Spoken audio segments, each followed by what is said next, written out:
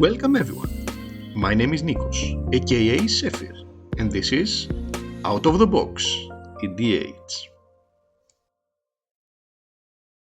Today we will talk about two spectrums of the deck building process: efficiency versus variance. When building a deck, usually people do so with a goal in mind. That goal might be a specific strategy, abusing your commander's abilities, or even some strange combo or specific cards that your deck was built on. The more competitive we go, the more focused your deck becomes towards that goal. This usually means a deck that is ultra focused in doing and abusing one or two things, but doing them extremely well. Does that mean that your opponent will know what your deck will do from the get-go and know the best angles to punish them? Perhaps, but you also know your deck's weaknesses and do the best to cover them. The more casual we go, the more loose we can be by adding cards that don't necessarily propel the deck in a specific direction, perhaps pet cards or cards that can have a fun effect on the table on their own. While your opponents might have some idea what your deck is trying to do, there are wild cards that can throw them away or really take you out of a hard situation out of nowhere. And if we go all the way, we create a nonsensical mess of a pile, at least to anyone but their creator, with zero focus and just seemingly random effects. AKA what I like to call a pure Type 3 deck category.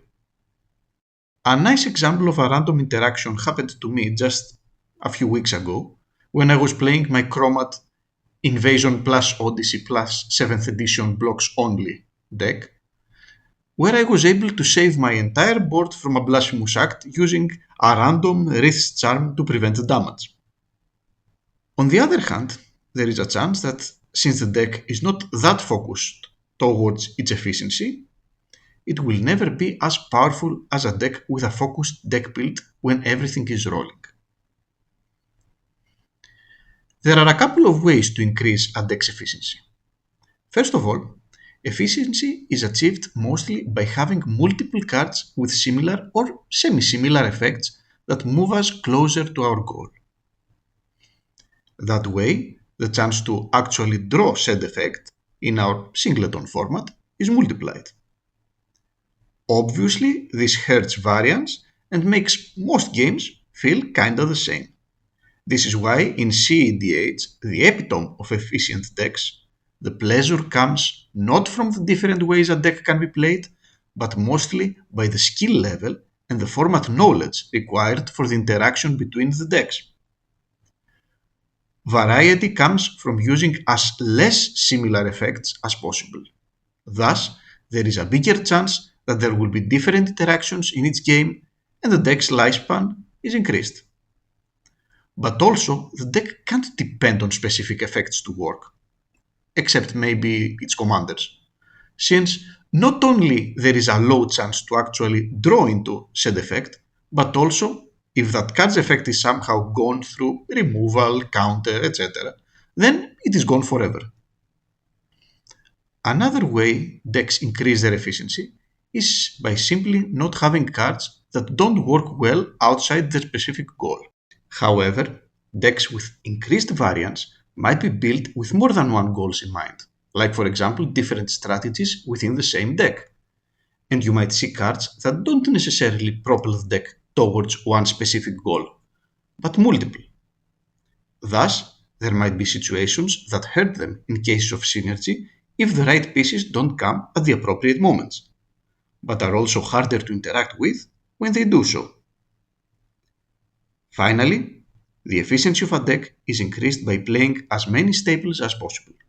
Usually, that's what staples do, and this is why they are more popular and called staples. They are very good at what they do. This might not hurt variance as much in terms of how your deck operates on each game, but it will affect the variance on how your deck operates compared to any other similar deck, be it a deck that uses the same commander or a deck that uses the same strategy. Of course, there are many decks, I would guess most of the decks, that balance between the middle. Efficient enough to have the majority of their cards tailored towards a specific goal, but also with a number of cards that were put there by personal preference and style that, at first glance, might seem like an odd choice to others. Since I usually play in tables of 7s and lower, I personally value variance more than efficiency. I have mentioned in my previous videos how a Type 3 deck is the epitome of variance, as well as the pros and cons such a build offers.